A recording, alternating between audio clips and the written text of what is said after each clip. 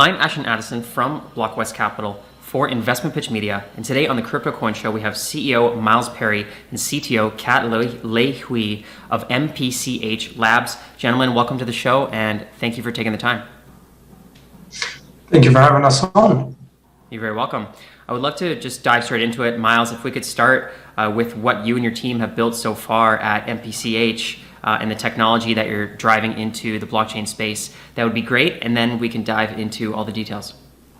Yeah, sure. Well, so I'll dig in straight away. MPCH is a game-changing cryptographic infrastructure security company where we have looked at the industry from afar, coming from different backgrounds of traditional finance, defense, intelligence, and security, and saw a need for the use of MPC, multi-party computation, and to be utilized in such a way which could actually benefit multiple different industries. As part of that, we've built something called MPC6 engine, which has been created by all of our guys to enable a capability to these industries. And as part of our first product, we're actually deploying to the market in the next coming months is something called Fraction. Now, Fraction, powered by MPC6 engine, is a secure platform enabling institutions to actually get the ability of security to manage their digital assets, whether that be in crypto or whether it's just a digital asset, but open for startups, but also big institutions in the space. Okay, great. And I have seen MPC technology around a little bit, more so in the privacy sector and finding other ways to secure, whether it's your address or the blockchain. I feel like privacy finance is going to be more of an up-and-coming trend as the blockchain space continues to grow. Kat, maybe you can talk about what are some of the main use cases, from a layman terms, and somebody that's getting into blockchain and starting to use this technology. What are some of the use cases for the MPC part of the technology? Yeah, sure. So I think people are used to seeing MPC relative to crypto as a means of democratizing wallet access, right? So it's securing wallets in a way that you're not exposing a private key to one person, and then if the ownership needs to change for whatever reason, you end up losing control of that private key. So that's sort of the main, day zeros of understanding of MPC in the crypto world. But I think if we were to look a little bit further in terms of the role of the wallet today in the crypto world, it's not just a way to store assets, but it's also a way to prove your identity, be able to authorize things, whether it's a transaction or an interaction with a smart contract. If we extend that out a little bit, the wallet by itself is already powerful. Being able to protect and control the authentication authorization mechanisms around a wallet really just adds that level of flexibility to large enterprises, as well as people who are trying to gain a little bit more control around the use of wallets than they may not have had before. Mm-hmm. Definitely, and I could see how it would be very useful with company treasuries or large funds and corporations where not just one person could find the private key. Some executive could take the private key and all of a sudden they could withdraw the funds. Now, Kat, I've also seen and people in crypto that aren't deep into it, they've heard of multi-sig wallets where there's sort of a verification of multiple people to be able to withdraw. Can you talk about the main differences between what is multi-sig and what is MPC? Yeah, sure. So multi-sig is, I guess, an adjacent set of technology. It aims to do something similar. The means by which it actually achieves that mathematically is slightly different. Mm-hmm. And I think the main differences between multi-sig and MPC really has been around the integrity of the security around the algorithm, right? We understand academically that there are shortcomings, but for the most part, even though we achieve the same things with multi-sig and MPC, we're not able to get the same level of confidence as we would with the integrity of MPC algorithms. Having said that, I think people do sort of misuse MPC and thresholds and multi-sigs in different ways. And so, there's a bit of blurriness around it. But, for us, what matters is that computational formal proofs from the MPC back towards the user is something that we feel is able to help us create a safer, more secure operating environment. And that's why we've chosen to go with MPC rather than something like multi-sig technology. Okay, great to know. And Miles, you mentioned at the beginning, it can work for companies, but I feel like there's a lot of use cases for this. When you and your team set out initially building MPCH, who did you design the technology for, or who do you see as the main users of the technology now? That's a good question. It's a bit more complicated, but I'll just give a bit more of a story around it. Kat and I, actually I'll go with the name, MPCH is, well, it's actually our names, Miles, Parry, Le-Huy. It was not intentional to have MPC in there. So we had it to be very subtle and hidden. Now, Kat and I have been working together for many years, and we've gone through various different routes together. And from our wealth of experience, we saw along the way in the crypto space, this, as I said at the beginning, the MPC is actually amazing technology. But it's not necessarily a technology, it's a concept. Loads of other people have picked up that concept and built it in a particular way to actually aid the cause. Now, for the audience that will be watching this in particular, they'll be used to MPC used for wallets. And that's been shoehorned MPC technology into that walleting capability. But let's go down to the fundamental of what that is. It's authentication and authorization. That's what MPC is good for. So when we take that step back and actually look at that capability, then we go, right, where can we actually apply a better means utilizing MPC technology for authorization and authentication? Yes, we use it for wallets to authorize transactions, but that can be absolutely anything. It seems a bit boring, the concept of authorization and authentication. But if you actually think about it, it's in everything from your mobile phone to your computer to the lift, going into work, for your passwords, for your login. So we built the company deliberately. We didn't build MPC6 engine for crypto.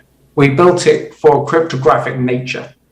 And by doing so, with like a normal engine, you can put that engine into a plane and fly, a car and drive, a bike and ride, a boat and sail, very different outputs. So we've built the engine deliberately to tackle multiple problems in the market, which are mainly around authentication and authorization. And because we've got it at that core, the opportunities are endless on that basis. Great answer. And when I think of authentication and authorization, I'm looking into the DeFi space and the NFT space right now, and we've seen a lot of imperfections, especially in NFTs, where people get sent an NFT or they need to approve a coin to trade it on a DeFi exchange, and you have to provide authorization for that, and then all of a sudden you've just, without knowing it, unauthorized the hacker to steal your funds out of your account. It's really not very efficient right now how it works at all. And we're still seeing people lose their Bored Apes or coins. It's happened to myself as well. Approve a coin and all of a sudden your other coins get withdrawn from the wallet. Could this technology be used to solve that problem in DeFi?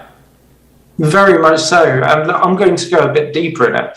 So we talk about more the retail of the loss of those coins and stuff, but I'm going to go into institutional because it's a bit more complicated. By tackling the more complication enables the trickle down to give the simplicity back to the retail. Now, in the institutional space, a lot of them want to have exposure to these smart contracts, these bridges and various other bits like that. But the complexity, as you said, creating those smart contracts, those interactions, the very custom transactions that are built, instead of just focusing on the crypto element, but the authorization and approval of the process. For example, you have a dev that looks into a contract and then creates a transaction. You don't want that published straight away. You don't know what you're exposing. You may want that to go to someone to review the code and the transaction and do a cryptographic signature to authorize that capability. You may need that to go to the risk department to actually sign off on that. You may need someone to get a second pair of eyes to make sure that it's actually going to do what it says it does. And then at that point, when it executes, if we look backwards of what just happened, the institutions can get actual clarity and comfort for what has actually happened, like who approved it, why it approved, and if it was wrong, then who's accountable, what was the lessons learned, and how can they fix it. Now I'm going to put a big spin on this. The Citibank transaction that was accidental, this technology could have actually fixed that, and actually within a couple of minutes look at the cryptographic trail to actually understand where that went wrong. So 2 different use cases translated in a particular one. Wow, incredible. And Kat, how long have YouTube been working on this, and what's the state that it's at right now? Yeah, we've been working on it, a little bit longer than the company has been actually, in existence.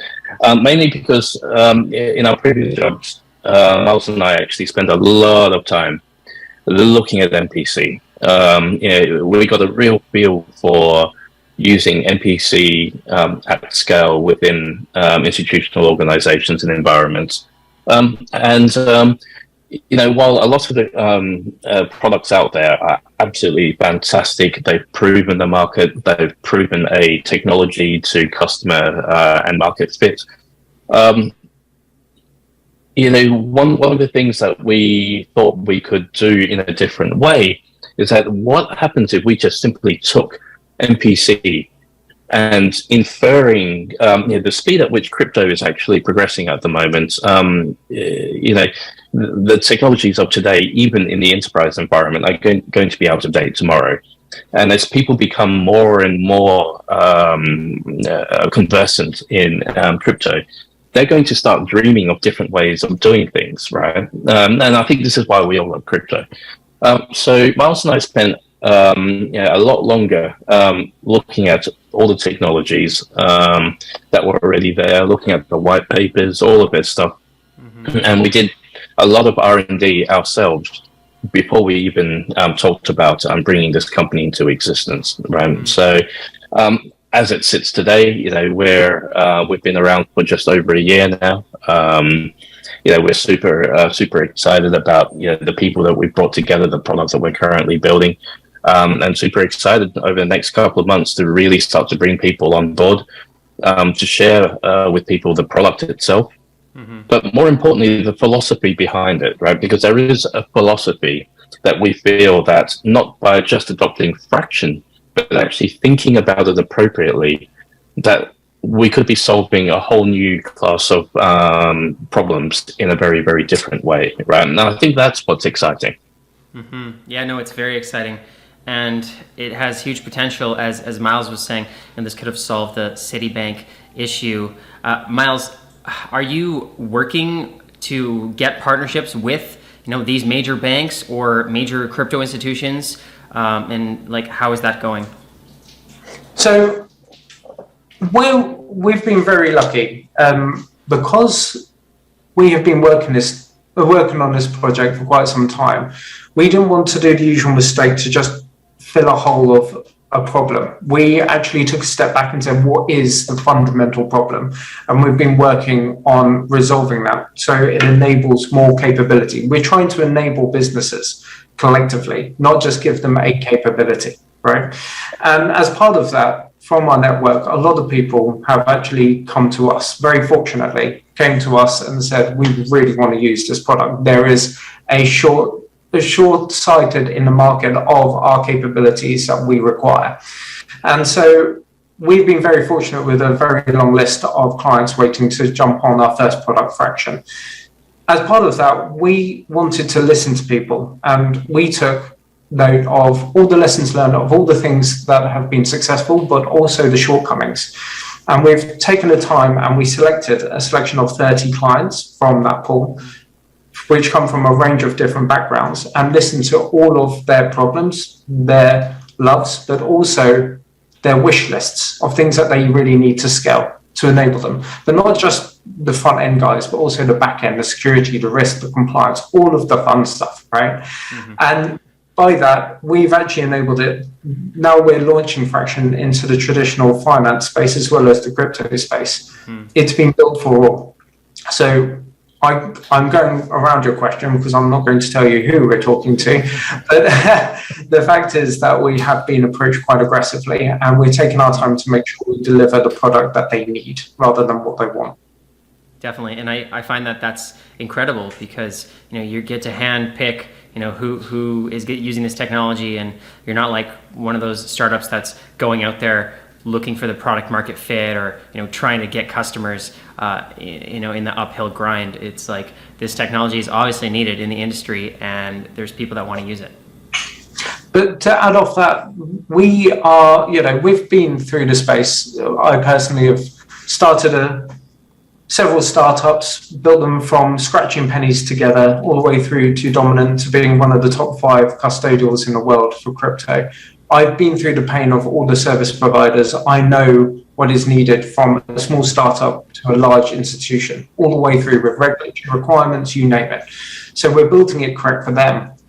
But something that you said, we're not picking and choosing just because we can. It's more of a case of we want to make sure we capture all the strengths of the product that can benefit little Billy, who has an idea with $100 in the bank account, and give him access to the same tools to make Billy build his business into the multi-billion-pound idea company that he wants. So it will be available for all companies, from a small startup idea through to big institutions who have all their custom needs and being able to satisfy all. Okay, well, that's great to hear as well, because I feel like part of the ethos of decentralization and creating these tools for Web3 is access, and people that used to not be able to get access to financial services now have access to the best cryptography and financial services wherever they are, whoever they are. So that's great to hear. And Kat, I just saw that you guys raised a Series A that looked very successful, and I would love to know if you have any information about that. And what, with that closed, what are sort of the next steps in the growth for MPCH? Yeah, sure. So, we've been, we're very grateful for the support that we've received. Our lead investor has been absolutely phenomenal in seeing the things that we're seeing. And for us to be so well supported by our lead investor has been absolutely phenomenal. It's been great to also be able to have the room and the space to really give us the best shot possible to get the best platform out there around. And I think, one of the bigger things that we're looking to do is that, with Fraction in particular, how can we help create and foster a safer operating environment for people using MPC technology, right? And as Miles alluded to, we have package sizes for startups all the way through to institutions, and we hope over time it means that actually it will build confidence in people interacting with technology, with MPC and with crypto at scale, so that we can be part of other people's success stories, right? I guess some of the other things that are of particular interest to us over the next coming months and years is, we do strongly believe in the power of MPC to create a safer operating environment. If you have a look at really simple things, SCADA technologies that control power plants and all of that, they've still been left insecure, after 20, 30 years.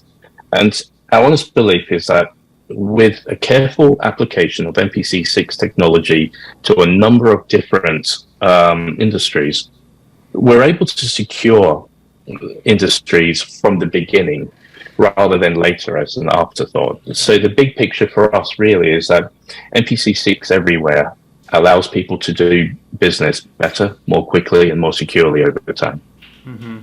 Well, congratulations again, and I'm excited to watch the growth of MPC and you guys into the crypto space as well, which is where my favorite is, but also into TradFi and just making all the technology a better place. So keep going with the great work. And Miles, we don't have a lot of time left, but for people that want to learn more about MPC or your team's technology and follow along with the roadmap, what is the best way for them to learn more?